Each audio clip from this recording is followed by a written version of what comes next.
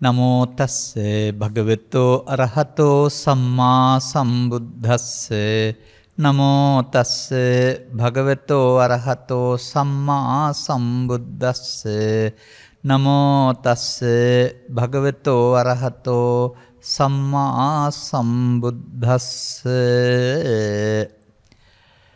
සාහුදස්සන මරියානං සන්නිවාසෝ සදා සුඛෝ අදස්සනේන බාලානං නිච්චමේව සුඛී ස්යාති.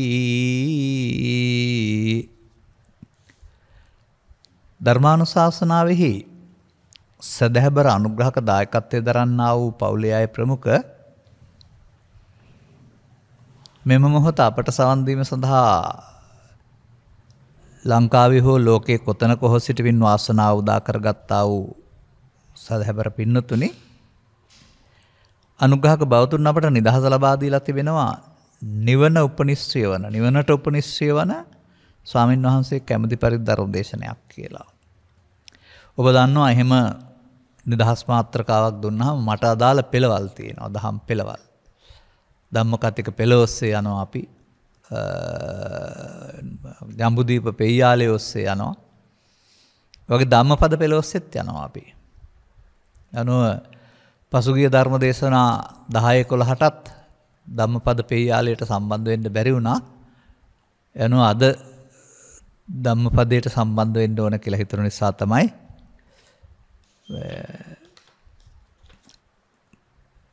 ධම්මපදයේ සුඛ වර්ගයේ තුල පවතිනා වූ තවත් ගාතාවක් විවරණය කිරීම සඳහා අවස්ථාව යොදාගත්තේ.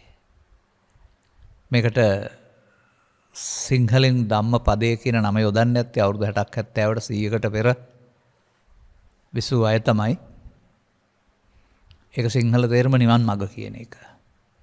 ධම්ම කියන්නේ නිවීමට, පද කියන්නේ මාවත කියන එක. සැබවින්ම මේ ගාථාපද දෙකක් තුලත් මේක තියෙනවා. ඒ නිසා ඒ වේදීම හරිම අර්ථවත්. මම දැකලා තිබෙනවා, දන්නවා. මේක මේ පොත නෙමෙයි මගේ අතටපත් වෙන්නේ. 772ක් වටිනා 1906 විතර මුද්‍රණය කරන ලද පුංචි පොතක්. අතේ තියාගන්න පුළුවන් ප්‍රමාණය.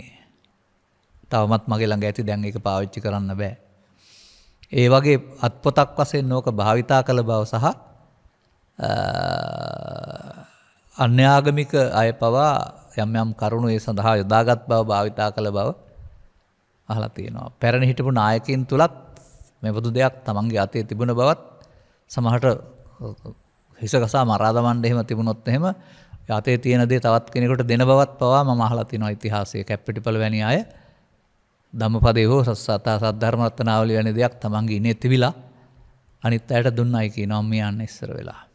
ඒකට ඔවුන් ඒ ජීවිතේ කටුක අවස්ථාවලදී මේන් යම් දෙයක් ප්‍රයෝජනට ගන්නවා. මේකට අදාළ කතාවක් තියෙනවා. ඒක තියෙන සද්ධර්ම රත්නාවලියේ. මම 1980 කාලේ කියවලා ඉවර කරපුවා. ඒ මතකයෙන් තමයි මතක් කරගන්නේ. අදත් ඕනනම් වෙලාව තිබුණොත් මේක අරගෙන අහවල් කතාව කියලා කියන්න දන්නවා.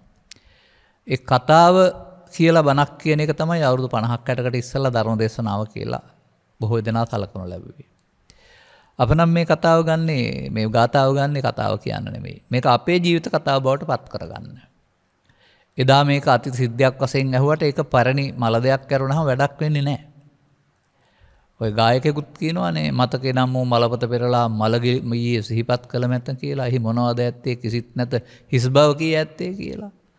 ඉතින් ඕක ආය අපි අරගෙන මේ අර ගවයා වමාරලා කනවා වගේ ඕක කියව ඉන්න ඕන නෑ. නමුත් මේවා හැමදාම සර්වකාලීනයි. වර්තමානයේ මිනිස්සුන්ගේ ගැටලුවට අදාළයි. මේ පද දෙක තියෙන විදිහ පොඩ්ඩක් අපේ දහම් පෙළට වෙනස් විදියක්. දැන් අපමාදෝ අමත පදම් පමාජෝ මත්තුනෝ පදම්. පළමු අප්‍රමාදයේ පෙන්නලා පස්සේ මේ ප්‍රමාදයේ පෙන්නනවා. නමුත් අපි කියනකොට ඉස්සර වෙලා ප්‍රමාදයේ පෙන්නලා අප්‍රමාද නැහැටි පෙන්නන්නේ. අනිකුත් හැම ගාතාවකම දුක්ඛ ධම්ම පරියාය ඉස්සරලා පෙන්නලා නිරෝධ ධම්ම පරියාය පස්සේ පෙන්නන්නේ. පරිහාන ධම්මං ඕබික්ඛවේ දේශිස්සාමි මම ඔබට පිරිහෙන හැටි දේශනා කරනවා අපරිහාන ධම්මංච නොපිරිහෙන හැටි පසුව. වැරදුන හැටි කියා දී නිවැරදි කරන එක. ඒ නිසා මේ ගාථා පද ටික මම පැහැදිලි කිරීමේදී මාරු කරන ලබනවා. මේක මේ දස්සන කියන වචනටත් ක්‍රියාම් අර්ථයක් දණ්ඩ වේ වගේ පේනවා ටිකක් ගැඹුරු. පළමුව පද දෙකේ අර්ථය සරලව මම ඉස්සලා කියන්නම් ගැඹුරට පස්සේ යමු අපි. මේ සාහු කියන්නේ යහපති කියන එක. සාහු දස්සනං අරියාණං. එතකොට ආර්යයන්ගේ දැක්ම යහපති. එතකොට පුද්ගලයන්ගේ දැක්ම කියලා ගත්තොත් මං හිතන්නේ නැහැ ඒක එච්චර සාර්ථක වෙයි කියලා. මොකද බාහිරෙන් ඇස් දෙකෙන් ආර්යයන් දකින්න බෑ. එන ඉතින් කොණ්ඩඤ්ඤතවස බුදුන් වහන්සේ බුදු වෙලා ඉන්න බව දකින්නේ නැතයි ඔය ඉස්සලා වඩිනකොට. බුදු වෙන්න බැරුව ශරීරය අලංකාර කරගෙන එනවා කියලා කිව්ව ඇරුණාම. ඒ නිසා මේ දස්සන කියන පදේ තේරුම පුද්ගලයෙක් දැකීම වෙන්න බෑ. ඊට වඩා එහාට දැක්මක්. ආර්යයන්ගේ දැක්මට ඔබ එන්න ඕනේ. අන්න ඒකයි මේ කියනව ඇත්තේ. ඒ වගේම සන්නිවාසයේ සදාසුකෝ ඔවුන් සමග එක්ව වාසය කරන එකත් නැත්නම් ඒ ආර්ය දර්ශනයට එක්ව වාසය කරන එකත් හැම කල්හිම සැපගෙන දෙනවා. ඒක කරන්නේ කොහොමද කියලා අපි පැය අවසන් කාලේදී කතා කරන්න වෙනවා. ඊට ඉස්සරලා මෙන්න මේක බලන්න. අදස්සනේන බාලානං නිච්චමේව සුඛී සදා. නියත වශයෙන්ම සැපගෙනක් දෙනවලු. මොකක් කළොත්ද? බාලයන්ගේ නොදැක්මෙන්. එතකොට බාලයන්ගේ නොදැක්ම කියන්නේ මොකද්ද? අසේවනාච බාලානං කියලාත් ඔබ කතා කරන්නේ ඔය. බාල පුද්ගලයන් සේවනය කරන්න එපායි කියලා. මේක අපිට හුරු වෙන්නේ මේ දෙදෙනෙක් අතර පරතරයක් සහිත දෙදෙනෙකුගේ පුද්ගල ඇසුරක් වශයෙන්. ඒකත් සාමාන්‍ය සමාජයට හරි. දසවස්තුක සම්මාදිට්ඨියට හරි. නමුත් ආර්ය සම්මාදිට්ඨියට හරියන්න ඕන මීට වඩා ගැඹුරින් කියලා මම දකින්නේ. නියත වශයෙන්ම සුඛගෙනක් දෙන්නේ බාලයන්ගේ දැක්ම Tamanට නැතුවම. Tamanටත් තිබෙන්නේ බාලයන්ගේ දැක්මක් නම් ඒකෙන් සුඛගෙනක් දෙන්නේ නැහැ දුකගෙනක් දෙනවා. අන්න අපි මේ බාලයන්ගේ දැක්මෙන් ලෝකේ බලන හැටි සහ ඒන් දුකගෙනක් දෙන හැටි තේරුම් ගත්තාම තමයි අසේවනාච බාලානන් තේරෙන්නේ. දැන් 2010 කාලේ නැත්නම් 1985 90 2010 කාලේ මේ ලංකාව නැමැති පුරුෂයාගේ හිස්සරදයක් හැදලා තිබුණා උතුරු නැගෙනහිර දෙපැත්තේ. ඒක පුරුෂයෙක් වශයෙන් ගත්තොත් හිස තේන උඩ පැත්තේනේ. ඒ කියන්නේ මේ පැත්තේ ප්‍රශ්නයක් හටගෙන මේක අනිත් පැයට හිස්සරදයක්. මේහිදී එහි නායකකාරකාදීන් ඔවුන්ගේ ගෝලයින්ට උගන්වලා තිබුණා මේ වෙනුවෙන් දිවිනසා ගන්න එක සුගතියට යන වැඩක් කියලා. ඔය මිනිස් බෝබ බවට පත් වුණේ දිවිනසා ගන්නා ඒ විදිහට රට වෙනුවෙන් නැත්නම් ජාතිය වෙනුවෙන් මැරුණට කමක් නැහැ කියලා වුන් දෘෂ්ටිගත කරලා තිබුණ නිසා. නමුත් අපට තේරෙන ධර්මයන්ට අනුව කෙනෙක් ඒ වගේ අවස්ථාවක මැරෙන්නේ ආදරෙන් කරුණාවෙන් නැත්නම් පිනෙන් නෙවෙයි. අනිවාර්යෙන් තරහෙන්. එතකොට ද්වේෂ නැත්නම් ව්‍යාපාදී තර්කයෙන් මිය ගියාපුවාම ඒකට අදාළ දුගතියක් හම්බ වෙනවා ඇරුණාම ත්‍රිපිටකේ පුරාම ලෝභ දේශ මොලින් පරලෝක ගිහින් සුගතිගාම වෙනවා කියලා හැම නෑ. එක ගාතාවකවත් එක සූත්‍රයකවත්. එතකොට අර ඔවුන් දෘෂ්ටිගත කළා වැරදි පැත්තකට. දැන් ඊට පස්සේ මෙතනින් එහා පැත්තට ජීවිතය ගැන අපි දන්නේ නැහැ. නමුත් කෑලි කුඩු වෙලා තමයි මේ යන්නේ ඉන් එහාට. එතකොට අර අනුන් කියපු දෙයක් පිළිගත්තා වෙනවානේ. ඔය මෑත දිස් දුවන සිද්ධියකිත් එහෙම තිබුණානේ. ඔය අන්තිමට දැන් බැලුවාම පූජ්‍යපක්ෂයමයි ඔවුන් පොළඹවලා තියෙන්නේ. බැලුවාම අන්‍ය ආගමික සංකේත විනාශ කරන්න එක පැත්තකට තව පැත්තකට හදලා තිනවා ආගම කාමයේ විඳින්න ඒක සාමාන්‍ය ලෝක ස්වභාවය අනුව එක්කෙනෙකුට එක්කෙනෙක් දීලා තියෙනවා. නමුත් ආගමික වශයෙන් ගත් කල එකට හතක් හදා ගන්නවා ආගමික සංශෝධනයන්හිදී ඒ කාමයන් විඳීම සඳහාම තියෙන ආගම්වල හතත් මදි වෙලා පරලෝකයෙන් 72ක් විඳින්නද කොහෙද ඊට පස්සේ ආගම වෙනුවෙන් දිවිනසා ගැනීම හොඳයි කියලා අර දෘෂ්ටිගත කරනවානේ. එන් කොයි මිනිස්සයද පිළිගන්නේ ජීවත් වෙන්න ආස ඇති මිනිසුන් මරලා සුගතිගාමී වෙන්න පුළුවන් කියලා. මොකද මේ බුදු දේශනාව මොකද්ද? සබ්බේසං ජීවිතං ප්‍රියං. තමන් හැමෝම ජීවිතයට ප්‍රියයි. ඕන්නම් හිතලා බලන්න කියලා තිනවා අත්තානං උපමං කත්වා. තමන් උපමා කරලා හිතලා බලන්න. තමන් මැරුම් කන්න මේ යන්න කැමතිද? නැහැ. නැත්නම් අනිත් අය මරන්න යන්නේ මේ ලෝකේ මොනම එකක් නිසාවත් අයිතියක් නැහැ. තමන් මරණයට කැමති නැත්නම් මොනම කාරණයක් නිසාවත් තවත් කෙනෙක් මරන්නට අයිතියක් නැහැ. රටේ පවතින නීතිය නම් තියෙන්නේ තමන් මරන්න ඉස්සලා ගැලවෙන්න මොකක් හරි කරාට කමක් නැහැ කියලා අරුණාම එතකොට මේ ඝාතන වලට යන අය සිවිදනසා ගන්නට යන අය ආදරෙන් යන්නේ නැහනේ. මේ සඳහන් පරිදි ලෝභයෙන් මොහෙන් ද්වේෂයෙන් මොහෙන් යන්නේ. ඒ කියන්නේ උන් ගමට සමට රටට සමාජයට අයහපතක් කරන අතර තමන්ටත් පරලෝ වශයෙන් දිගු කාලින අයහපතක් කරගන්නවා. මොකක් නිසාද? බාලානන් දස්සනේන බාලයන්ගේ දැක්මෙන් ලෝක දිහා බලපු නිසා. තව මෙහාට අපි ඔක ගේනවා ටිකක්. ඔය දරුවෝ හැදෙන වැඩෙනකොට මව්පියන්ගේ ඇසුරෙන් දරුවෝ අහිංසකයි අවංකයි දුම් හැටියක් පානය කරලත් නැහැ මත්පැන් බීලත් නැහැ. නමුත් ඕකටත් ගුරුවරු ඉන්නවා මල ගෙවල් වල. මත්පැන් අගුරක් බීවට කමක් නැහැ සිගරට් එකක් බීවට කමක් නැහැ කියලා. පාටි වල ගිහිල්ලා ගුරුවරු ඉන්නවා බීවෙ නැත්නම් සමාජයේ තැනක් නැහැ. එහෙමයි ඒගොල්ලොන්ගේ තැන බොන මිනිස්සුන්ට තියෙන තැන. අනිත් අයට තැනක් නැහැ.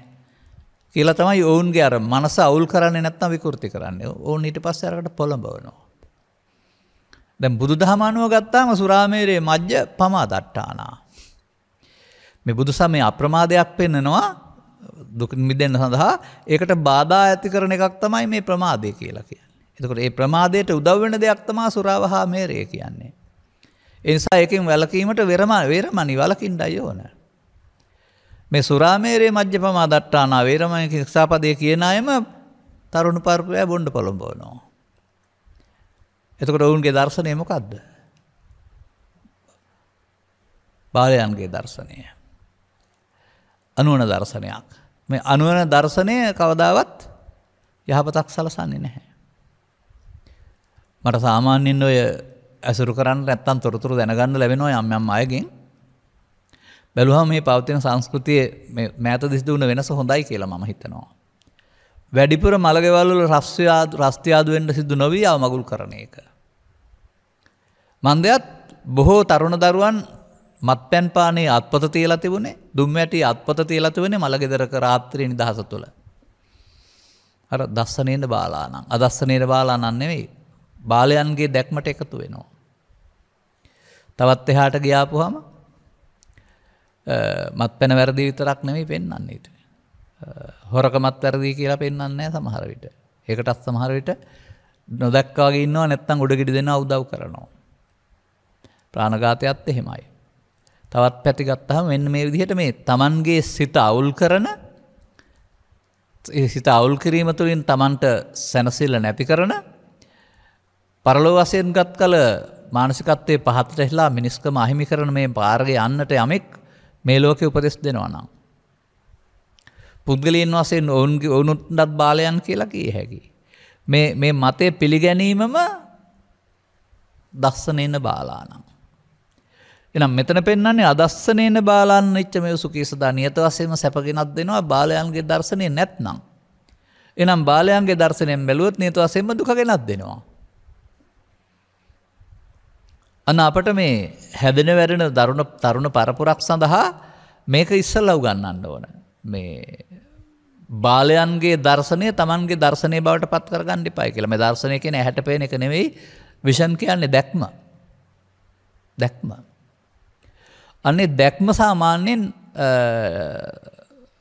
ලෝක දිහා බලලා හේතුඵල වශයෙන් බලලා ප්‍රතිඵල දෙස බැලීම තුළින් සාමාන්‍යයෙන් එහෙමත් මේ ධර්ම ග්‍රන්ථවල පවතිනවා මේ යමක් හරිද වැරදිද කියලා තේරුම් ගන්න ඒ ක්‍රියාවෙන් ලැබෙන ප්‍රතිඵලයේ දෙස බලන්න කියලා තියෙනවා. ප්‍රතිඵලය අහිත කරනම් ඒක කරන්න එපයි කියලා පෙන්නලා තිබෙනවානේ. ඒකත් දසවස්තුක සම්මාදිට්ඨියට වළංගු එකක්. දුර දැක්මක් තුළින් ප්‍රතිඵලය ගැන කල්පනා කරලා බලලා ඉන්සි වෙන අයහපතක් නම් ඒක නොකර ඉන්න තරම් පරිකල්පන ශක්තියක් තියෙන්න වෙනවා. මේ විදිහට තවත් ටිකක් එහාට ඔක ගත්ත හැකියි. අදස්සනේන බාලා නම් මම ඔය කතා කරන්නේ ಜಾති මට්ටමින් ආගම් මට්ටමින් සහ පුද්ගල මට්ටමින්. ආගමික මට්ටමනොත් තියෙනවා තව කොහාට. ඒකයි තේරුම් ගන්න ඕන. ඒකයි මට මුල පැත්තක් කියන්න තියෙනවායි කියලා කියන්නේ. එවනම් අපට යම් කිසි විදිහකින් නොමග යවන සුළු දර්ශනයක් කවන්න ඒත්තු ගන්නවන්න. ඒකට ඇබ්බැහි කරන්න පුරුදු කරනවා නම් එයින් ඔවුන් අපට සලසා දෙන්නේ යහපතක් නෙවෙයි. ඉහාත්ම වශයෙන් යහපතක්, ශාරීරික මානසික වශයෙන් යහපතක්, පාරලෞකිකවත් පරලෝක වශයෙන් උත් යහපතක්. ඒ පරලෝක වශයෙන් යහපත පිළිබඳව බුදු සමයේ හැරුණු විට අනාත් සමයන් වල පැහැදිලි කරලා නැහැ. පවෙන් නිරයට යනවා කියන වචනේ අරනහම ඊට එහාට පැහැදිලි කිරීමක් කරලා නැහැ. නමුත් තේරුම් ගන්න ඕනේ ඒක. මේ සමාජය තුළම මේ ඉන්න බෞද්ධ සමාජය තුළම එදා තිබුණ ගති ලක්ෂණ වත්මන් සමාජය තුළ තිබෙනවා. එදා එක බෞද්ධ සමාජය නෙමෙයි ආගමික සමාජය ಭಾರತය තුළ. ගෙදරින් ඉවත් වී ගියා වූ 62ක් මිත්‍යා දෘෂ්ටි අදහන අය තම මතය හරි කියමින් ප්‍රචාරය කරමින් හිටියා. සඩ්ශාස්ත්‍රවරුන් ප්‍රමුඛ මේ අයගේ ඉගැන්වීම් තථාගතයන් වහන්සේ එහෙම මක්කලි ගෝසාලලා අපායට යවන කෙමනක් කියලා පෙන්ලා තියෙනවා. මොකද මිත්‍යා දෘෂ්ටියටම පොළඹවන වෙයින් පව් පුරවගෙන ඊට එහා පැත්තට යන්න සිදු වෙනවා. ඒ නිසා ඔහු අපායට යවන මොකයක් ඔහුට තිබෙන්නේ කියලා කෙලින්ම මේ අදහස විවේචනය කළා. පුද්ගලයා නෙවෙයි.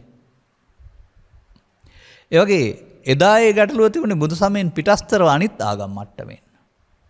අපට අද මේ ගැටලුව තියෙන්නේ අනිත් ආගම් මට්ටමින් අපට කතා කරන්න අයිතියක් නැහැ. අපේ ආගම මට්ටමිනුත් මේක තියෙනවානේ. කවුද ලබාගත්ත මිනිස්සෙකුට ජීවිතේ නිවීමටපත් වෙන එක සැපයි කියලා කියන අය කී දෙනාද ඉන්නේ? නිබ්බානම් පරමං සුඛං කියව මරණින් පස්සේ ඔක තියෙන්නේ කියලා එතෙන්ට යන්න පාරක් කියලා දෙනවා. එහෙම නැත්නම් නිබ්බානම් පරමං සුඛං කියව අනාගත බුදුරජාණන් වහන්සේගේ බණ අසා චතුස්සත්‍ය අවබෝධයෙන් දැන් සතරේ ඇවිදින්න පින් කරන්න කියලා දෙනවා. මේ දස්සනත් මම කියන්නේ බාල. මේක හොඳ දර්ශනයක් වෙන්නේ නැහැ. ඒක ඔවුන්ගේ දැක්මට හරි ඇති. නමුත් මේ ත්‍රිපිටකයේ සඳහන් යම් කරුණු එක්ක සංසන්දනය කිරීමේදී බුදුන් වහන්සේ කවදාවත් මෙහෙම වදාරලා නැහැ කියන එක අපට තේරෙනවා. ඒ ගමන මොකද්ද? සසරේ ප්‍රමාදය.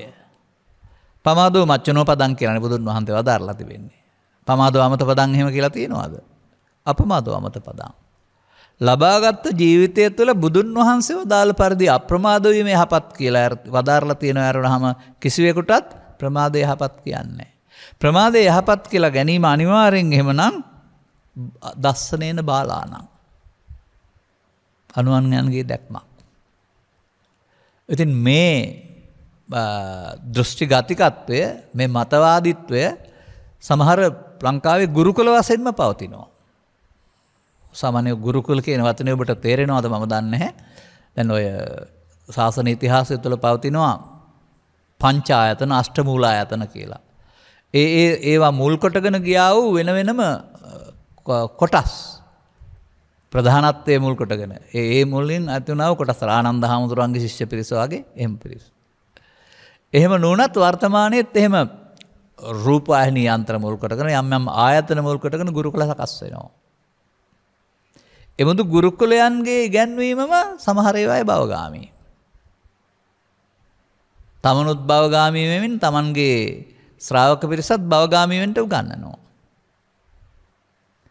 සම්බුදු සසුනක් තුළ සදහම් ඉස්මතු විට අනුගමනය කළ ක්‍රියාමාර්ගයෙන් මේ සසර ගමන යමති චක්‍රයෙන් පිටට පනින්න මිනිසුන්ට කරන්න පුළුවන් දෙයක්.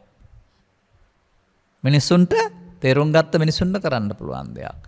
ඒ පිටට පනින්න හැම අවස්ථාවෙම නෑ. දිව්‍ය ලෝකෙත් නෑ, බ්‍රහ්ම ලෝකෙත් නෑ, අපායෙත් නෑ. මිනිස් ලෝකේ පමණයි මේ සසර චක්‍රයෙන් පිටට පනින්න තැන තියෙන්නේ.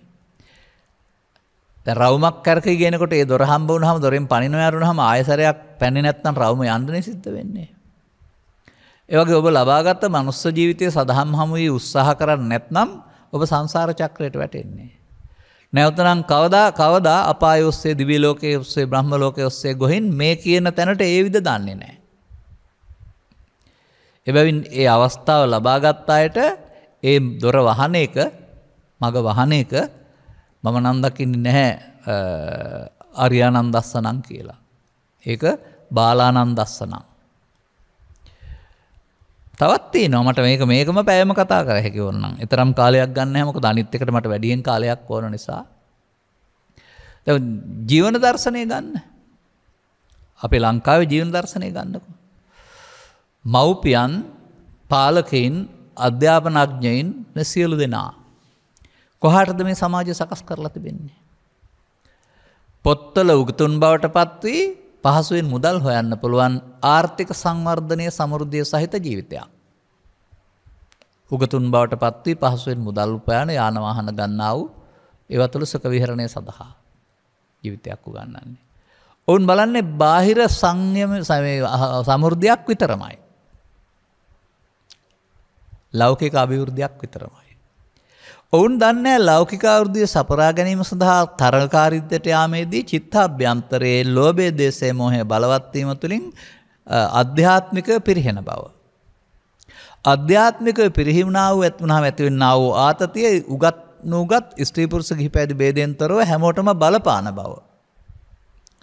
වර්තමානයේ නම් මෙබඳු කාර්යබහුල මිනිස්සුන්ට අවුරුදු 60 70 පණිනකොට ඩිමෙන්සියා නම් මේ රෝගයක් හැදෙන බව මේ නිසාම. මොළේ සෛල විනාශ වීම තුළින් මේ ලෝකේ ජීවත් වෙන්නේ නැති. ඒක උගත් රෝගේ වෙලා බැලුවාම. මොකද මොළේ සෛල මැරෙන්න පටන් ගත්තාම. එතකොට ඒක දරා ගන්නත් බෑ. තේරෙන්නෙත් නැහැ. ඔවුන් එතකොට මේ ලෝකේ හිටියට ඉන්නේ පරණ ලෝකේ කරුණාම ඔහුට උන්ව හදන්න බෑ දැන්. මේ හැම එකෙම මොකද්ද පවතින්නේ? ඒ නිසා අධ්‍යාත්මික සංයමයකින් තොර ආර්ථික දර්ශනය තුලත් මිනිස්සුන්ට ලෞකික සැප 16න් එක ලබා දුන්නාට ලෝකෝත්තර සැප 16න් 15ම අහිමි කරනවා. ඔන්නෝම මේ ලෝකය අදස්සනේන බාලානං නැත්නම් දස්සනේන බාලානං බාලයන්ගේ දැක්මත් තුල හැම තැනම පිරීලා. එතකොට බාලයන්ගේ දර්ශනයෙන් මොකද්ද වෙන්නේ? නියත වශයෙන්ම දුක් ගෙනත් දෙනවා. තව ටිකක් එහාට යන්න. තවත් වචනකින් අපි එක ගනිමු. මේ යටතේ මිනිසුන් කියවම ආගමක රටකට අයිති නෑ සමස්තය. මිනිසුන් කියවම ස්ත්‍රී පුරුෂ බෙදීමකුත් නෑ සමස්තය. මොනවද කරන්නේ? මේ යටතේ ඔවුන් හැමෝම ප්‍රාණාපකරුවන් තිදෙනෙකුගේ ග්‍රහණයට යටත් වෙනවා. ඔබ ඔය ගුවන් යානා හොරකමකදී තවත් තැනකදී එහෙම නැත්නම් තුවක්කු කනට නැත්නම් බෙල්ලට තියාන යන ප්‍රාණාපකරුවන් දැකලා ඇතිනේ. අඩියක් තියන්න බෑ එතනින් එහාට මොකද වෙන්නේ? වෙඩි තියනවා. කීයද කරේ නැත්නම්. ඒකනේ ප්‍රාණාපකරුවන් කියලා කියන්නේ. එම බාහිරෙන් තුවක්කුවක් හිසට තියාගෙන ඉන්න ප්‍රාණාපකරුවෙක් නෙවෙයි මම මේ පෙන්වන්නේ. ඒ අර්ථය මම ගන්නවා ඕන දෙයකට. මේ නිසා මම දන්නවා රටකින් ජාතියකින් ආගමන් ભેදයකින් තොරව මේ මිනිස් වර්ගයාට ළමා කාලේ පහු වෙනකොට හිසට නැත්තම් ඔහුගේ මොළයට බුද්ධියට මොළයටත් නෙමෙයි බුද්ධියට පරිකල්පන ශක්තිය මෙහෙවන්නා වූ චෝරයන් දෙදෙනෙක් ඔහුව ප්‍රාණාපකරුවෙක් කොට ගන්නවා.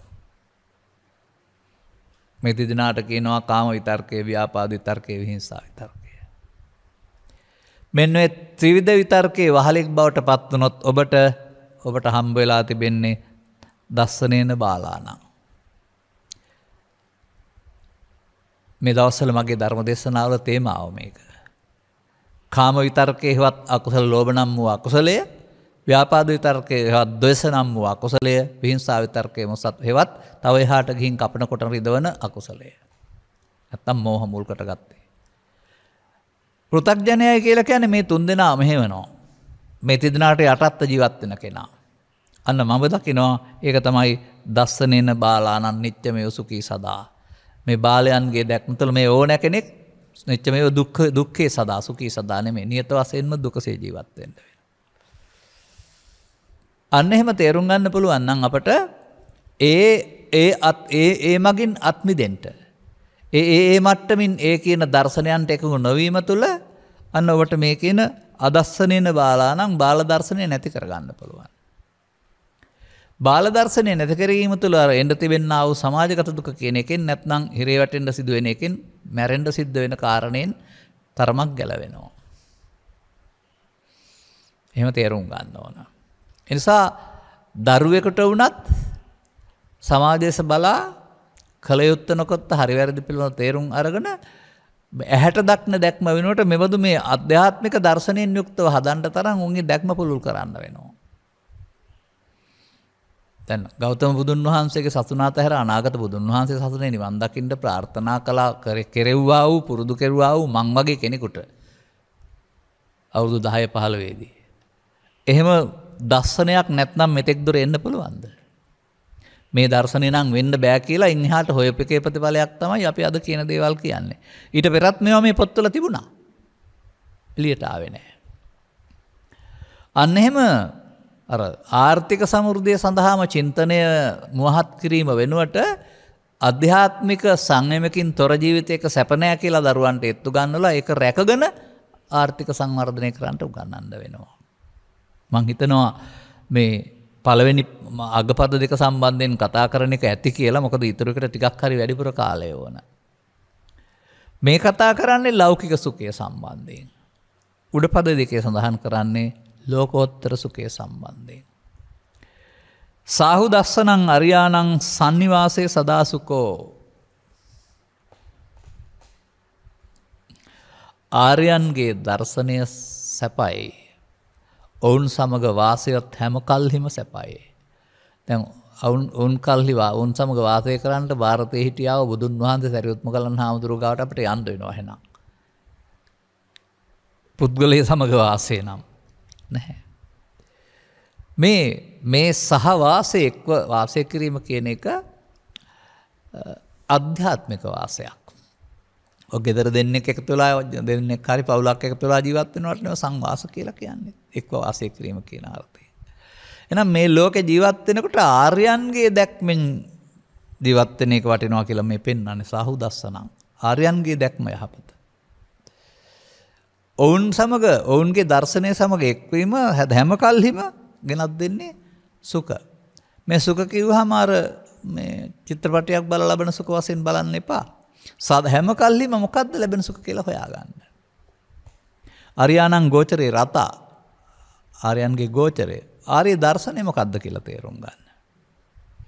අන්නේ ආර්ය දර්ශනයට එනකොට ඒකට භික්ෂු භික්ෂුණී උපාසක උපාසිකා කියන පද හතරක් වෙන්නේ නැහැ. එකක් වෙනවා. දර්ශනයත් ඒ හතර දෙනාට අදා කාලා හතර දර්ශනයක් වෙන්නේ නැහැ. එකක් වෙනවා. අන්න අපි හොයන්න වෙනවා මේ ලෝක සම්බන්ධයන්ගෙන් ආර්යයන්ගේ දර්ශනය මොකද්ද කියලා. ඒක සැපගෙන දෙන්නේ ඒක සමග වාසයෙන් සැපගෙන දෙන්නේ කොහොමද කියලා. ඒක මම කියන්නේ මේ ගාථා සරල සිංහලට පරිවර්තනය කළාට මේවට ගැඹුරට යන්න බෑ කියලා. අපි මේවා කියවපුවාම මේවා විනිවිද දකින්න. ඒ විනිවිද දැක්කම අපි කතා කරන්නේ අර දසවස්තුක සම්මාදිට්ඨිය සීමාව තුළ නෙවෙයි. මේ මීට අදාළ මෑතදී මුද්‍රණය කරපු පොතක් මම දැක්කා. මේ ගාථාම අලුතෙන් අර්ථවත් ගන්නලා සම්පූර්ණයෙන්ම නිවන් මගක් නැහැ. ලෞකිකයටමයි ගලපලා තියෙන්නේ. පින්පව් දෙකට විතරයි. එතකොට ඒ පොත ධම්මපදයේ වශයෙන් අතටපත් වුණොත් මොකද වෙන්නේ? ලෝකෝත්තරයක් බුදු සමය තුල නැහැ. ඒක ලෞකිකයක් විතරයි කියලා හිතනවානේ. මේ පරිවර්තන තුලත් මම දකිනවා පාලිය පරිවර්තනයක් ඇරුණාම ධර්මයේ පරිවර්තනයක් සමහර ඒවා නැහැ කියලා. පරිවර්තනයේ අනු භාෂාව පාලියට සිංහලට පරිවර්තන කිරීමක් පමණක් නොවිය යුතුයි. අරුත් නොසඟවා ගන්න පුළුවන් විදියට. මේකට තවත් මේ අරුත් හොයාගන්න පුළුවන් ශබ්දකෝෂයක් නැත්නම් අටුවාවක් තියෙනවා. ඒක හොයාගත්තාම මේ ඔක්කොම ගැටලුවට උත්තර තියෙනවා. දැන් ඔබත් ඔය යම් භාෂාවක් හදාරනවා නම් ඒක දන්නේ නැති වචන සහ ඩික්ෂනරියක් නේ පාවිච්චි කරන්නේ. ඒ වගේ බුදු සමයේ ඉගැන්වීම් සම්බන්ධයෙන් පැහැදිලි කළා වූ දේශනාවට කියනවා අට කතා කියලා. අට කතා ආර්ය පුද්ගලයෝ ලියව නම් බොහෝ විට හරියදී ලෞකික පුද්ගලයෝ ලියුවොත් එහෙම ඊට පස්සේ තමන්ගේ අර්ථයකට දාන්නේ. මේ පිළිබඳව මට මතකයි මට 1970 80 විතර කාලේ පොතක් කියනකොට හම්බ වුණා උපහාසාත්මක වචනයක්. කියපු කෙනත් මට මතකයි. නමුත් මම නම කියන්නේ නැතුව කියන්නම්. මොහු දැන් නැතුව ඇති සමහර විට.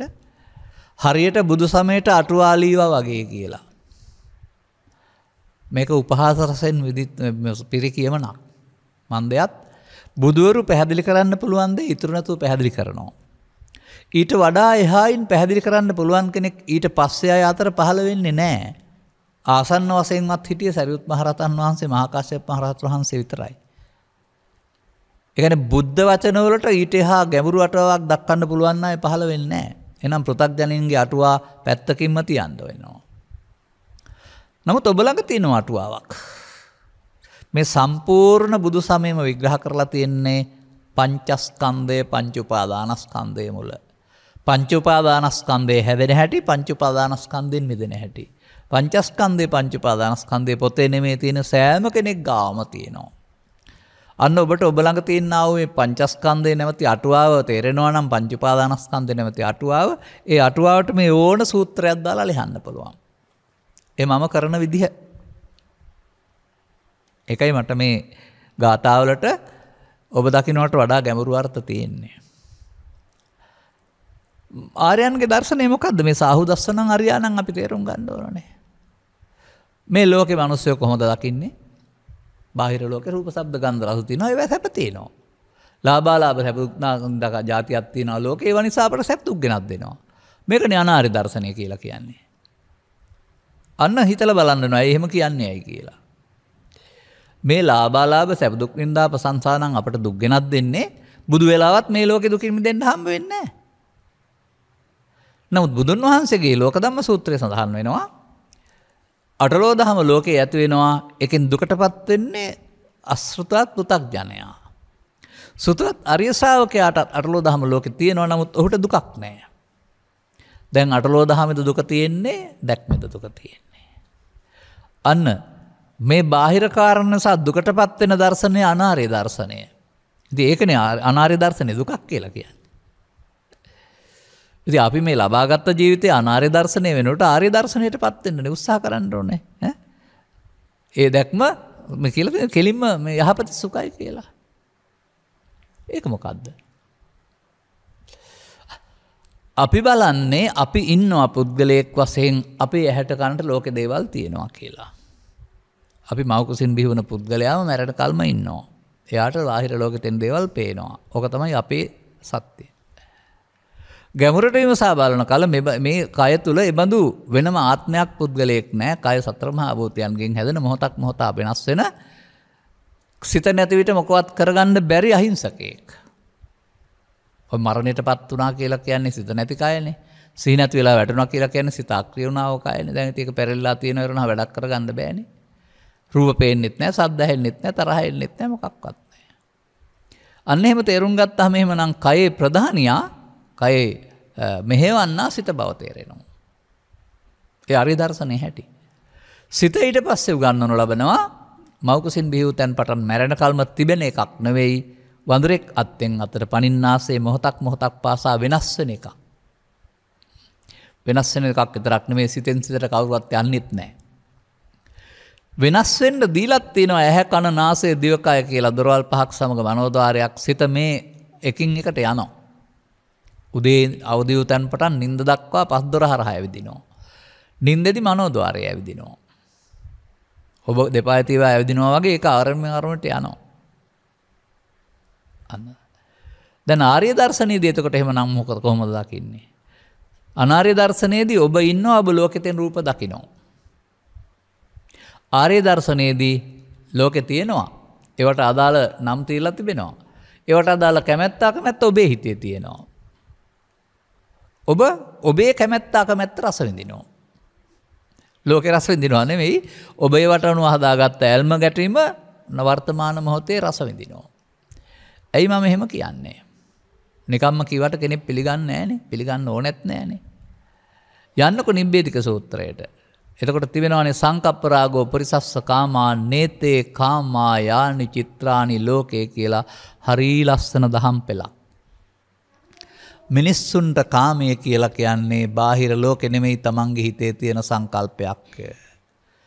බාහිර ලෝකයේ තුල වස්තු තුල කාමයක් නැත. මමද කියන්නේ බුදුන් වහන්සේ. ඒක ආශ්‍රණුයි මම මේක විවරණය කරන්නේ. අන්න එහෙනම් බාහිර ලෝකයේ තුල කාමයකුත් නැහැ, අටලෝ දහමකුත් නැහැ. නැති නිසා තමයි බුදුරු නිදහස් වෙලා ඉන්නේ. අපි හදාගත්ත නිසා තමයි දුකටපත් වෙලා ඉන්නේ. අන්න අනාර්ය දර්ශනෙන් මිනිසා දුකටපත් කළයි. ආර්ය දර්ශනෙන් මිනිසා දුකින් මුදවයි. ඒකනේ තේරුම් ගන්න ඕන. ඇහි පේන දර්ශනේ නෙමෙයි එතකොට. දැන් අනාර්ය දර්ශනේ තව ටිකක් විස්තර කරනවා මම. මේ ඇහැට කනට නාසයට පේන කාරණා නිසා බාහිර ලෝකේ දේවල් හඳුනා ගන්නට ඇහි කනේ නාසයේ දිවේ කයේ අරමුණක් පහළ වෙනවා. මේ අරමුණු ප්‍රතිබින්නා වූ ක්‍රියාකලාපය රූප වේදනා සංඥා සංකාර පහක් වශයෙන් විග්‍රහ කරලා තියෙනවා. එතකොට ආර්ය දර්ශනයට අනුවගත් කල බාහිර ලෝකේ තියෙන හැම දෙයක්ම අපි දැනගන්නේ දොරවල් 6 නිසා පහළ වෙන ස්කන්ධ පංචකයක් ආශ්‍රයෙන්. මේ ස්කන්ධ පංචකයට එන ඒවා සම්බන්ධයෙන් මිනිසුන් ආරම්භයේ පටන්ම කැමැතිනම් ඇලෙනවා අකමැතිනම් ගැටෙනවා. මේ ඇලීමේදී ඇලීමේ මමත්වෙන් ගන්නවා ගැටීමේදී ගැටීම මමත්වෙන් ගන්නවා. නැත්නම් මේකට කියනවා ලෝභ මෝහ, ද්වේෂ මෝහ වශයෙන් ගැනීම. දැන් මේකට එන දේ ලෝභ මෝහ, ද්වේෂ මෝහ වශයෙන් ගැනීමට කියනවා පංචස්කන්ධය ආත්ම කොට ගැනීම. පංචස්කන්ධය ආත්ම කොට ගත්තාම ඒකට කියනවා පංචස්කන්ධයට එන දේ මගේය, මම වගේ මගේ ආත්ම කොට. ඔන්න අනාර්ය දර්ශනය. ඔය අනාර්ය දර්ශනයෙන් පසු මොකද වෙන්නේ? පංචස්කන්ධයේ පංච උපාදානස්කන්ධයක් බවට පත් කරලා යලි විපාක දෙන්න හේතුවක් චිත්ත අභ්‍යන්තරයේ ඉතුරු කරමින් ඔබට පව ඔස්සේ, පින ඔස්සේ, ධාන ඔස්සේ සතරක් හදනවා. මේකට ධම්මපදයේ කිව්වේ නිකන් නෙවෙයි. එක ගාථා පද දෙකක් ඇති. සම්පූර්ණම ප්‍රමාදයයි අප්‍රමාදයයි තේරුම් ගන්න. මතක තබා ගන්න. මෙන්න මේ විදිහට අපි උගතුන්, බුද්ධිමතුන්, ධනවතුන් වුණාට ලෝකේ ඉපදෙනන් පස්සේ අනිවාර්යයෙන්ම හැමෝම අනාර්ය දර්ශනයට බැඳෙනවා. මතක තියාගන්න. පෘථග්ජන කියන එකේ තේරුම ඒකයි. ඉතින් ඒකේ මුදල් හොයලා, යාන හොයලා, ගෙවල් හොයලා, මොනවා හොයලා සැපහෙව්වත් ත්‍රිවිධ විතර්කයේ බලවත් වීම තුළ දර්ශනය අනාර්ය බැවින් සැප නෙමෙයි හම්බ වෙන්නේ දුක. මිනිසාගේ වැරදි දර්ශනීය ජීවිතය තුළ මිනිසා දුකට, අසහනයට, පීඩාවට වර්තමාන භාෂාවෙන් කියනවා නම් ආතතියට පත් කරයි. ගහෙන් ගෙඩියෙන් ආසේ කරදර වෙනවා, දුක් වෙනවා, කොහෙන් එනවද දන්නේ නැහැ, මොනවා වුණාද දන්නේ නැහැ කියන විතරයි දන්නේ. ඉතින් මේකට කරන්න තියෙන්නේ මොකද්ද? අනාර්ය දර්ශනයෙන් මාරු වෙන්න ඕනනේ. ජීවිතය තුළ අනාර්ය දර්ශනය ආර්ය දර්ශනයක් බවට පත් කරගන්න ඕන. දිට්ඨිංච අනුපගම්ම සීලවා දස්සනේ සම්පන්නෝ. ඉතින් මිත්‍යා දෘෂ්ටියට නොපැමිණ සිල්වත්ව දැක්මෙන් යුක්ත වීම කියන එක තමයි මේ ආර්ය දර්ශනය කියලා කියන්නේ. ඒක ඇහැට පේන එකක් නෙමෙයි, නුවණින් දකින දැක්මක්.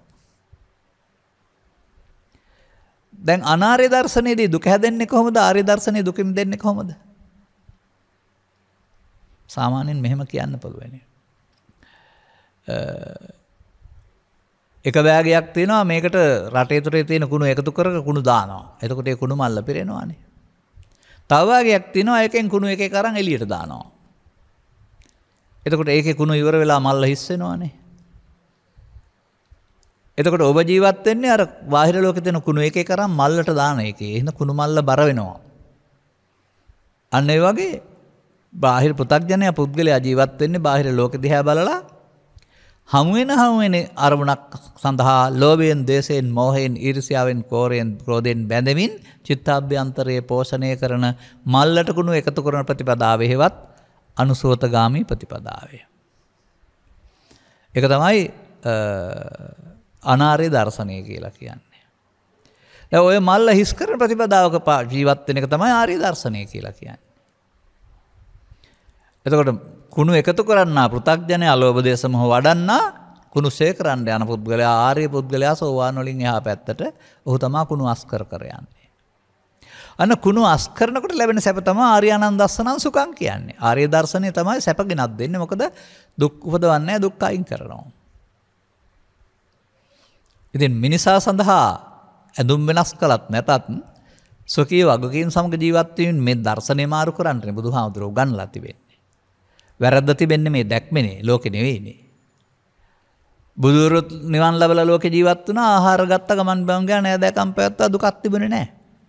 අනිත් අයත් මේ ලෝකේ ජීවත් වෙලා ආහාර ගන්නවා, ජීවත් වෙනවා, නෑදෑකම් පවත්වනවා. ඔවුන්ට මේ ලෝකේ මහ ලොකු ප්‍රශ්න. ඔන්න ඔහොමයි මේක විග්‍රහ කරන්න ඕන. එහෙමනම් මේ ආර්ය දර්ශනයට එන්න සාමාන්‍යයෙන් කෙනෙකුට බෑ. ඒ මොහොතේ දකින දෙයට එන දේ සමග ඇලීම සමග මුලාව, ගැටීම සමග මුලාව යටතේ ඔබ කාම විතර්ක, ව්‍යාපාද විතර්ක, විහිංසා විතර්ක හිතට එකතු කරන්නේද්ද කියලා බලන්න. යමක් එකතු කරනකොට ගොඩ ගැහෙනවා වගේ මේවා බලවත් වෙන්න ඒකේ ආතතිය වැඩි වෙනකොට ජීවිතේ දුක් වැඩි. මෙන්න මේ හඳුනා ගන්න ඕන. මිනිස්සුන්ට ගෙවල් දොරවල් කැම්බීම් ඇඳුම් පැළඳුම් යාන වාහන රැකූපතියක් යා තිබූ පමණින් බුදුන් වහන්සේ වදාළ සුඛ ප්‍රතිපදාව ලැබෙන්නේ නැහැ. ආලෝකෝත්තර සුඛය ලැබෙන්නේ නැහැ. ලෞකික සුඛයේ යම් ප්‍රමාණයක් නැති අයට වඩා තියෙන අයට තියෙන්න පුළුවන්. නමුත් ඔවුන්ගේ දර්ශනය ආයෙත් අනාර්ය දර්ශනය. අනාර්ය දර්ශනය කොහොමද? හැම මොහොතේම හිතට එන දේවල් කාම විතර්කයේ යටතේදී හෙවත් ලෝභය යටතේදී ව්‍යාපාද විතර්කයේ හෙවත් ද්වේෂය යටතේදී විහිංසා විතර්කයේ හෙවත් මෝහය සහිත මුලාව සහිත වැඩිපුර අවිදරන්ට යන විනාශ කිරීමට අවිතර්කයේ යටතේදී අපිරිසිදු වෙමින් පවතිනවා. එහෙම නැත්නම් ඒකට එන දේ ලෝභයේදී ලෝභය මම මගේ ආත්ම, ද්වේෂයේදී ද්වේෂය මම මගේ ආත්ම, හිංසාවේදී හිංසාව මම මගේ ආත්ම වචනෙන් නොකීවට එහෙම බැඳීමක් ඇති කරගන්නවා. ඔන්න අනාර්ය දර්ශනය. දැන් බලන්න මේ සමාජයේ දෙස යම්කිසි පුද්ගලයෙකුට නීති විරෝධී ලෙස නැත්නම් නීත්‍යානුකූල නොවනස ඒ බඳු පාපකාරී අදහසක් ආවොත් කාමුක අදහසක්. ඔහු ඒ ඉටු කර ගැනීම සඳහා නීතියට හොරෙන්, බිරිඳට හොරෙන්, සහෝදරයින්ට හොරෙන්, එහෙම නැත්නම් තවත් පවතින ඔක්කොටම හොරෙන් සැලසුම් ගන්න නැද්ද කියලා. එහෙම නැත්නම් තරහක් ආවොත් එහෙම තරහ ඉටු කර ගන්නට ඉටු කර ගන්නතුරු ඒකට අදාළ ප්ලෑන් සකස් කරමින් වැඩේ කරන්නේ නැද්ද කියලා. ඒ කියන්නේ ඒවට එකතු වීම තුළින් ඔබව පාලනය කරන්නේ ඒ අය බවට පත් වෙනවා. ඔබේ සිත කය වචන පාලනය කරන්නේ ලෝභයේදී කාම විතර්කය, ද්වේෂයේදී ව්‍යාපාද විතර්කය, මෝහයේදී විහිංසා විතර්කය. මේ තමයි ඔබ අත්අඩංගුවටගත් ප්‍රාණායාමකරුවන් තිදෙනා. ඔළුවට තුවක්කුව ඉල්ලන් ඉන්නවා වගේ ගහපම් බැනපම් මරපම් කොටපම් පලිගනින් එකට එක් කරපම් කියලා කියන්නේ නැද්ද ඔබට ඔබේ හිත? ඔබට නවත්ත ගන්න බෑ නේද? ඉතින් එහෙම නවත්ත ගන්න නැතුව මේව කරගත්ත කට්ටිය කොහෙද ඉන්නේ? අංග වේකල ඉන්නවා, මන්ද බුද්ධික ඉන්නවා, පරලෝ ඉන්නවා, අනිත් අය එල්ලුම් ගහට නියමලා ඉන්නවා. අහලා බලන්නකෝ. මොන විතර්කේ පාවිච්චි කරලාද ඔතෙන්ට ඇවිදින් ඉන්නේ? ආදරය කරන්න ගිහින්ද, කරුණාව දක්වන්න ගිහින්ද, තරහෙන් කපන්න කොටන්න පලිගන්න ගිහින්ද කියලා? එතකොට ඔබට තේරෙවි ව්‍යාපාද විතර්කේ නැමැති මේ ඔබ අත්අඩංගුවට පත් පුද්ගලයා ඔබව මෙහෙवला ඒවා ඉටු කරගන්න කොතරම් දුකටපත් කරලා තියෙනවද කියලා. ඔය පසුගිය දවස්වල පුවත්පත්වල තිබුණා මේ හිරගෙයින් කතාවක් කියලා. ලේඛකෙක් නිවසිර මැදිරියට ගොස් කෙනෙකුගේ චරිතය අරන් කියවනවා, විස්තර කරනවා. බැලුවාම ඔවුන් මේ හදිසි ෂණික කෝපය මුල් කොට ගත්ත විශාල වරදක් කරලා දැන් පශ්චාත්තාපයටපත් වෙනවා. අනේ විනාඩියක් ඉවසුවනම් විනාඩි දෙකක් ඉවසුවනම් මට මේක වෙන්නේ නැහැ නේද කියලා. දැන් බුදුබණ තේරුණොත් පශ්චාත්තාපයෙන් මිදෙන්න පුළුවන්, හිරේ ගියා කියලා නෑ. මට එහෙම හිරකරුවන්ට බණ කියන්න දුන්නොත් එහෙම මේක හදලා දෙනවා. ආරක්ෂාවට. එහෙම නැත්නම් ඕන්ට එල්ලුම් ගසට යනතුරු අරකට මතක් කර පශ්චාත්තාපය හෙවත් පසුතැවීම නම් මොදුකටපත් වෙන්න සිද්ධ වෙනවා. එමතු දේවල් කරපු අයගේ බලන්නේ ව්‍යාපාද විතර්කේ නැත්නම් ද්වේෂය නැමැති විතර්කයේ විසින් ඔහුගේ අතපය මෙහෙवला මේ අපරාධ කරපු නිසා නේද ඔහුට දඬුවම් විඳින්න සිද්ධ වුනේ කියලා. මම නැවතත් කියනවා මේ ලෝකේ අපරාධ කරන්නේ මිනිස්සු නෙවෙයි. ඔවුන් මෙහෙවන්නා වූ කාම විතර්කයේ, ව්‍යාපාද විතර්කයේ, විහිංසා විතර්කයේ විසින්. මේ තුන මිනිස්සුන්ගේ මනසින් ගලවා දැමීමට බුදුරු පහළ වෙන්නේ. එතකොටයි ලෝකේ දුක් නැති වෙන්නේ. ඒවා තියෙන කල් ලෝකේ දුක් හදනවා. අන්න ඒ වැරදි කරන්නේ පුද්ගලයා නව ත්‍රිවිධ විතර්කයේ බව කියන එක ආර්ය දර්ශනය. ආර්ය දර්ශනයෙන් රටේ නීති හදලා නැහැ. පුද්ගලයා වැරදි කරනවා කියලා උන් පාලනය කරන්න තමයි නීති හදලා තියෙන්නේ. ඒක 100%ක් නිවැරදි නෑ කියන්නේ අන්න ඒකයි. එකයි බුදුවරුන්ගේ දර්ශනයේ පුදුමාකාර ගැඹුරක් තියෙනවා කියලා කියන්නේ. ඔවුන් නැත්නම් උන්වහන්සේලා මේ බාහිරෙන් හික්මවන එකක් නෙමෙයි, ඇතුළතින් ලෙඩේට මුල හොයලා හදන එකක් කරන්නේ. දැන් අපට එහෙනම් මේ එන අරමුණ ඇහැට කනට නාසයට මගේ ආත්මකට ගත්තාම අපි අහුණා අර මේ ප්‍රාණායාමකරුවන් තිදෙනාට. දැන් අපිට සසරක් හැදෙනවා වරුණාම අපේ දර්ශනයේ කර්මක්ෂය වෙන්නේ නැහැ. සිත පිරිසුදු වීමට යන්නේ නැහැ. සිත පිරිසුදු වෙනවා නම් මොකද වෙන්නේ? මේ එන විතර්කයට එකතු නොවීමෙන් ඒක බැහැර වෙන්න පටන් ගන්නවා. ලොකු ධර්මයක් නෑ අන්තිමට බලපුවම. අපි කරන වැරද්ද තේරුම් අරගෙන ඒක නොකරන්න සිහිය දියුණු කිරීම තුළින් ආපහු යන්න පුළුවන් වෙනවා. අන්න ලෝභ දේශ මොහ බලවත් වෙලා යන යාම අනාර්ය දර්ශනයයි ඒවා ෂේ වෙන එක ආර්ය දර්ශනයයි. ඔන්න අරියාණං සාහු දස්සන මරියාණං නැත්නම් ආර්යයන්ගේ දර්ශනයේ සැපයි සුදුසුයි යහපති කියන්නේ ඒකයි. සන්නිවාසයේ ඔවුන් සමග කැලේකට ගිහින් හරි ආවාසයට ගිහින් ඉන්න කියලා මේ හිතන සන්නිවාසයේ එක්ක වාසය කිරීම කියන එක. එහෙම තමයි අපිට පුද්ගල වශයෙන් ගත්තාම අර්ථ විග්‍රහ කරන්න තියෙන්නේ. ඔය ඉතින් එහෙම අසුරු කරන්න තිබෙනවා නම් ඔවුන් මත්පැන් බොන්න හොරකම් කරන්න කාම විතර්ක ව්‍යාපාද විතර්ක වඩන්න බණ කතා හරි මොකක් කියලා දෙන එකක් නැහැ. ඒවා අයින් කරගන්න මාර්ගයේම දුර්වලකම් දැක්ව තැන්වල කියලා දේවි. නමුත් එහෙම සන්නිවාසයකට ඉඩ නැහැ හැම දිනාටම. නමුත් ආර්ය දර්ශන සමග එක්ව වාසය කරන්න බාධාවක් නැහැ. සන්නිවාසයේ සදා සුඛෝනේ. අන්න ඒක තේරුම් ගන්න වෙනවා. ඒ හැම කල්ලිම සුව ගෙනත් දෙන්නේ ඒ දර්ශනයට එක්ව වාසය කරන එක. මේක තමන් අනුන් කියලා බලන්නේ නැතුව තමන් තුල බලන්න ඉගෙන ගන්න වෙනවා. දැන් මම කියන්නද මේ දෙක මෑතදී මම කියන ආකාරය. මේ අනාර්ය දර්ශනය තමයි මම පෙන්වන්නේ uppannam කාමවිතක්කං අදිවාසේති නප්පජහති නවිනෝදේති නබ්‍යන්ති කරෝති අනභවං ගමේති කියන්නේ අනාර්ය දර්ශනය. ඉතින් මේකට එකතු වීමෙන් සදාකාලී දුක් ගෙනත් වෙනවා හරිනේ. මොකද අප්‍රහාණය නෙවෙන්නේ. ලෝභය දේශේ මොහේ අප්‍රහාණය වෙනවා කියන්නේ බලවත් වෙනවා කියන එක. එතන බුදුන් වහන්සේ පහාන සංඥා දේශනා කරනවා. පහාන සංඥාවට එක්වීම අරියාණ දර්ශනේ නෙවෙයිද? ඒ සමග වාසය කිරීම සන්නිවාසය නෙවෙයිද? එක්ව වාසය කිරීම.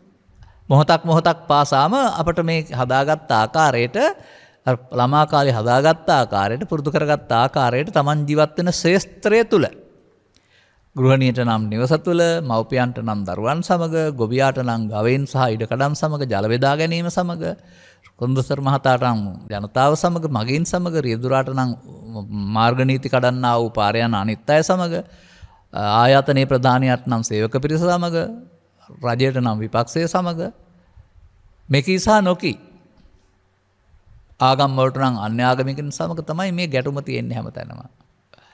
මේ වායේදීම තමයි මේ ත්‍රිවිධ විතර්කයේ බලවත් වී ඔබ නොමග යවන්නේ කාම විතර්කයේ, ව්‍යාපාද විතර්කයේ, හිංසා විතර්කයේ. ඔන්න ඔබ අනාර්ය ගෝචරයට එකතු වෙනවා. ඔබ සන්නිවාසයේ සදා මේ අනාර්ය දර්ශනය සමග. දැන් එතකොට ඔබ දුකටපත් වෙනවා. නමුත් සන්නිවාසයේ සදා සුඛෝ කියලානේ පෙන්වන්නේ. එක්ව වාසය කරන්නේ නම් හැම කල්ලිම සැපගෙනක් දෙනවා. මොකක් නිසාද? කර්ම රැස්වීම නිසාද? කර්ම සේවීම නිසාද? ඒ නිසා මේ සන්නිවාසය කියලා කියන්නේ ඒ මොහොතේ උපදින කාම ව්‍යාපාද විහිංසා විතර්කයන්ට එකතු නොවී වාසය කිරීමටයි මේ සන්නිවාසය කියලා කියන්නේ. මතක තබා ගන්න. හරි ලස්සනට මේක තිබෙනවා ඉතින්. මෙන්න මෙතන තමයි අපි මේ බුදුසමයෙන් හඳුනා ගන්න ඕන තැන. Taman හදාගත්ත මෝඩකමකින් Tamanව පාලනය කරන බව සිහි නැතුව ජීවත් වෙන්න ගියාම අසීය විසින් තවදුරටත් ඔබ අවුල් බවට පත් කරන බව ඔබට තේරුම් ගන්න පුළුවන් නම් ඒ දැක්මම හොඳ දර්ශනයක්. අනතුරු ඒ බලපෑමට ඉඩ නොදී ඉන්නට වර්තමාන මොහොත පාවිච්චි කළ යුතුයි කියන දැක්ම බුදුසමයේ උගන්වන බව තේරුම් ගන්න පුළුවන් නම් මේ කුණු කන්දල් ටික හිත ඇතුලේ තබාගෙන කවදාවත් නිදහස් වෙන්න බෑ. එළියට ඇවිදින් අයින් කරලම නිදහස් වෙන්න ඕන කියලා. එහෙනම් එළියට එන්න ඉඩ දෙන්න ඕනේ. එළියට ඉඳන් හිත ඇතුලේ වහගෙන ඉඳලා බෑ. එළියට ඉඳන් සමාධියක් වඩලා සමාධිය තුල පැයක් හමාරක් දවසක් ඉඳලත් බෑ. මොකද සමාධිය විසින් අර ටික වහලා දානවා. ලෞකික සමාධිය විසින්. ඒ නිසා බුදුන් වහන්සේ වදාරනවා පුද්ගලයෙකුට මේ තුන් දෙනා එන වෙලාවක් තියෙනවා. එන වෙලාවට කියනවා uppannam කාම විතක්කං, uppannam ව්‍යාපාද විතක්කං, uppannam විහිංසා විතක්කං. අන්නේ එන මොහොතේදී පරණ පුරුදු පාරේ යමින් අනාර්ය දර්ශනයට එකතු වෙන්නේ නැතුව ඒකෙදී වුණොත් ආපහු ලෝභ දේශ මොහ වැඩෙනවා. පුරුදු පාරේ නොයා ආර්ය දර්ශනයට එකතු වෙනවා නම් ඒක මම මගේ ආත්ම වෙන්නේ නැහැ. ඒ උපන් පංච උපාදානස්කන්ධයට යලි එකතු නොවීමෙන් පංච උපාදානස්කන්ධයේ අනාත්මය බලන්න පුළුවන් වෙනවා. දැන් පංච උපාදානස්කන්ධයේ අනාත්මය නෙමෙයි අනත්ත ලක්ෂණ සූත්‍රයේ ආර්යයන්ගේ දර්ශනය කියලා දේශනා කරලා තියෙන්නේ. දෙවෙනි ධර්ම දේශනාවේදී. දැන් ඒකෙදි මොකද වෙන්නේ? ලෝභක්ඛය, ද්වේෂක්ඛය, මෝහක්ඛය වෙනවා නම් ඒකෙන්ම ලැබෙන්නේ සුඛය නෙවෙයිද? සදා සුඛය නෙවෙයිද? එහෙම මේක ලෞකිකයට ගන්න නැතුව ලෝකෝත්තර අර්ථයට ධර්ම ශ්‍රවණය කරලා වටහා ගන්න. ඒ බඳු ගැඹුරු දර්ශනයක් තිබෙන දේවල් මේවට ගාථා රත්න කියන්නේ ඒකයි. මුළු ත්‍රිපිටකයේම දේවල් මේ ගාථා පද හතරේ තියෙනවා. ඒක තේරුම් ගත්තාම කෙනෙකුට මේ ගාථාව කොතරම් වටිනවද? මොකද්ද මේකෙන් පෙන්වන්නේ අන්තිමට? මම දකිනවා.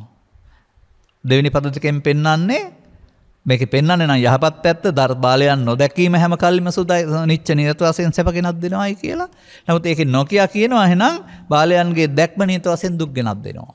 එහෙනම් පෘථග්ජන පුද්ගලයා ජීවත් වෙමින් දුක දුකට හේතුව රැස් කරන බව මේ පද දෙකේ උගන්වනවා. ඔහුගේ දර්ශනයේ මාරු වීමෙන් සංස්කාර ධර්මයන්ගේ නිස්සකාත්ම නම් වනාරි දර්ශනය සංස්කාරයන්ගේ අනිද්දක්ක නම් වූ නුවණින් දකින එකතු නොවන දර්ශනයට මාරු වෙනවා. දැන් අරියානන් දස්සන.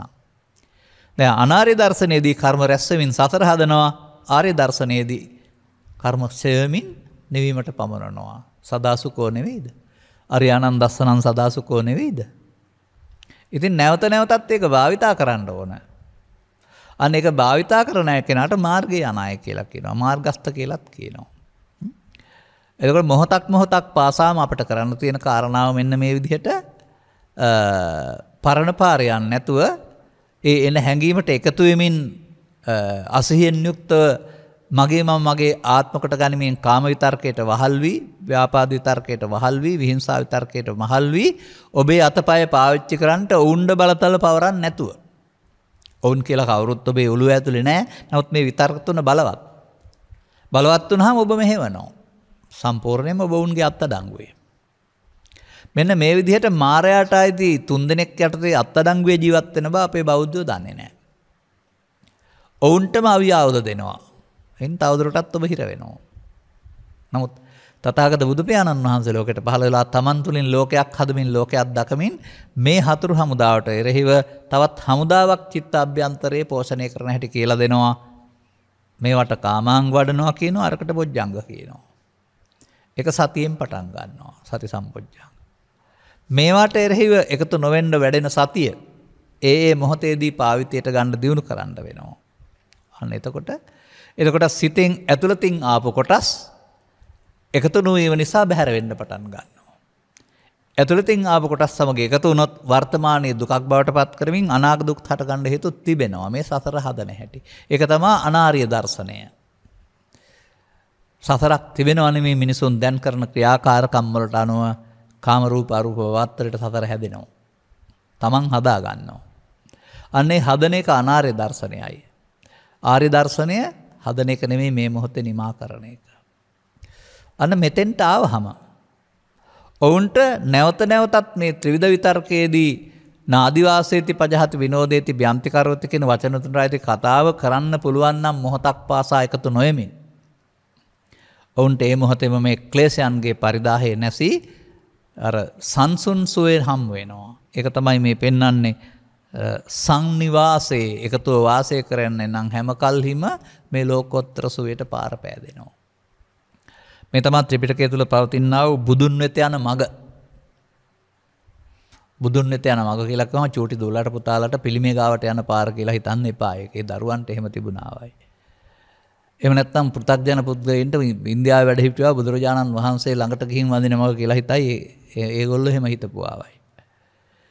එහෙම වුණොත් බුදුන් වෙත යන මඟ තියෙන්නේ අවුරුදු 45 උන්වහන්සේ වැඩ හිටපු කාලේ විතරයි. එතකොට අනුරාධපුරයේ හිටපු දහස් ගණන් රහතන් වහන්සේලා බුදුන් වෙත ගියේ නැද්ද? ඒ දෙපයින්ද ගිහින් තියෙන්නේ. නෑ ඔවුනුත් බුදුන් දැක්ක අය. අන්න එහෙම බුදු සමයේ බුදුන්ට පිළිම හෝ රත්තරන් හෝ කෙස් හෝ ලියදත් හෝ ඉක්මවා ගිය වෙනත් ආගම්වල අදාකාලික සර්ගය හෝ දෙවියන් වහන්සේ අල්ලා දෙවියන් වහන්සේ හෝ කියනවා වගේ අදෘශ්‍යමාන වුණා වූ නිර්වාණ නම් වූ සෝයකට කියන නමක් බුදුන් කියන්නේ. ඒක ජීවිතෙන් එහා පැත්තේ නෙමෙයි මරණයෙන් මෙහා පැත්තේ නෙමෙයි ජීවිතය තුළමයි. මේ ජීවිතය තුළ බුදුන් වෙත යන මඟ තමයි මේ පෙන්වන්නේ සාහු දස්සන ආර්යානං සන්නිවාසේ සදාසුකෝ. අන්න ඔබ ලබාගත් ජීවිතේ ඇඳුම කොහොම වුණත් කමක් නැහැ. ඔය ඇඳුම හෝ මේ ඇඳුම මෙන්න මේ දර්ශනයට එන්න වෙනවා. එතකොට තමයි උන්වහන්සේලා අහෝසුකම් කියලා වදාළා මේ සදාසුක මාර්ගයේ ප්‍රවිෂ්ඨ වෙන්න පුළුවන් වෙන්නේ. ප්‍රවිෂ්ඨ වෙන තැනට කියනවා සෝවාන් වෙනවා කියලා, ගමන නිමා කරනවාට කියනවා රහත් වෙනවායි කියලා. එතකල්ම සුඛ මාර්ගය තමයි යන්නේ. එතන නිබ්බානම් පරමං සුඛං කියන එක හම්බ වෙන්නේ එතකොට. බලන්න මේ ගාතාව පැය දෙකකට බණ කියන්න මදිද කියලා, 4කට මදිද කියලා. වෙලාව ලැබෙනවා නම් එහෙම තව ඉස්සර කරන්න කල් තියෙනවා. මෙන්න මේ කරුණු තේරුම් ගැනීම තුළ මේ වගේ ගාථා රත්නයන් තුළ පවතින නොමගේ අනුසුළු ස්වභාවයේ විවරණය තේරුම් කරලා දෙන්න ඕන. නොමගේ අනායට සහ දරුවන්ට කරුණු පැහැදිලි කරමින් මේ ඔබ යන්නේ ජීවිතය තුළ දුකටපත් වෙන පාර. ප්‍රත්‍යඥ දර්ශනය. අනාර්ය දර්ශනය කියන්නේ ප්‍රත්‍යඥයින්ගේ දැක්ම. ඒක එක්කලා වාසය කළොත් දුකම ගෙනත් දෙනවා. එහෙනම් ඒ වාසයෙන් හැකිතාක් ඉක්මනින් ජීවිතෙන් අයින් වෙන්න. ඇඳුමෙන් අයින් වෙන එක ජීවිතෙන් අයින් වෙන එක නෙමෙයි, අර ඇසුරෙන් අයින් වෙන එක. අනාර්ය දර්ශනය. දැන් ඊට පස්සේ ඉමේ පංච උපාදානස්කන්ධේ අනිච්ච දුක්ඛතෝ අනාත්තතෝ යෝනිසෝ මනසිකරන්තෝ සෝතාපට්ටි ඵලං සච්ච කරෙය්‍යාති ආර්ය දර්ශනය. ඔන්න ජීවිතය තුළ ගෙනාවා වූ අනාර්ය දර්ශනය ආර්ය දර්ශනයට මාරු කිරීම සැබෑම ආගමික ජීවිතයක ආරම්භයයි. නමුත් මේ දැක්ම නැති නිසා හැමම ආගමක්ම පාහේ ආගමික අධ්‍යාත්මික හොයන්න නැතුව පිටපැත්තෙන් දිනවලින් චාරිත්‍ර වාරිත්‍ර වලින් ඇඳුම් වලින් උත්සව වලින් පුද පූජා වලින් තමන්ගේ ආගම වෙනස් කරලා පෙන්වන්න හදනවා. මට නම් වැදගත් නැහැ. මට වැදගත් වෙන්නේ ඕන කෙනෙක් තුළ මෙන්න මේ දර්ශනය ගන්න පුළුවන් වුන් ඇතුළතින් වෙනස් වෙනවා. මේ බාහිර වෙනස්කම් වාද ભેද වලට එහෙම නැත්නම් තරහ මරහ වැඩි කරන්න හේතුවක් වෙලා තිබෙනවා. ආගම් අතරත් අවුරුදු තියෙනවා ලෝකේ. යුද්ධත් කරලා තියෙනවා, මිනිසුත් මරලා තියෙනවා. එතකොට ඒක හරි කියලා හිතන්න පුළුවන්ද? නමුත් ආධ්‍යාත්මික දර්ශනය තුළ බාහිර ලෝකේ සටන් නැති කරන්නේ නැහැ. උන් තවදුරටත් සංසුන් කරනවා. මම දකිනවා බුදු සමයේ පෙන්වන්නා වූ මේ සාහුදස්සන මරියාණන් සන්නිවාසයේ සදාසුකෝ කියන දර්ශනය මේ ලෝකේ බොහෝ දෙනෙකුට දෙන්න පුළුවන් නම් ඔවුන්ගේ ආගම් වල ඇඳුම් වල චාරිත්‍ර වල සිටමින්ම ඇතුළතින් සුව ලබන මාර්ගය නැත්නම් ප්‍රතිපත්තිකාමී බෞද්ධයෙක් බවට පත් වෙන්න පුළුවන් වෙනවා. පිටින් මොන ආගමිකයෙක් වුණත් ඊට පස්සේ යනවා නම් යන්නේ බුදුන් වෙත. ඔවුන්ගේ ආගම් වලින් කියනවා නම් තමහර විටේ අල්ලා දෙවියන් වහන්සේ වෙත හෝ සදාකාලික ස්වර්ගයට යන මාවත විය හැකි. ඔන්නෝම අපිට මේ දර්ශනීය මිනිස්සුන්ට දෙන්න පුළුවන් නම් එතකොට මිනිසා වෙනස් වෙනවා. එතකොට මිනිසා කාගේ අත්අඩංගුවෙන්ද මිදෙන්නේ? ලෝභ දේශ මොහ අත්අඩංගුවෙන් මිදෙනවා. මේ ප්‍රාණායපකරුවන් තිදුනාගේ අත්අඩංගුවෙන් මිදුනහම තමයි මිනිසාට නිදහස ඉන්න පුළුවන්කමක් තිබෙන්නේ. ඔබට ලබාගත් ජීවිතයේ මෙන්න මේ නිදහස භුක්ති විඳින්න අවශ්‍ය නුවණැස ඉවර කරගන්නට මෙම ගාථාව තුළ මම පැහැදිලි කළා වූ කරුණු හේතු ආසනාව වේවා කියන සුභාශිංසනය කරමින් මම ධර්මානුශාසනාව මෙසේ අවසන් කරනු ලබනවා. සබ්බිහිත්‍යෝ වජ්ජන්තු සබ්බ රෝගෝ විනස්සතු මාතේ බවත් අන්තරායෝ සුඛී දීඝායුකෝ බව හැම දිනාටම තෙරුවන් සරණයි. රාගක්ඛයෝ නිබ්බානං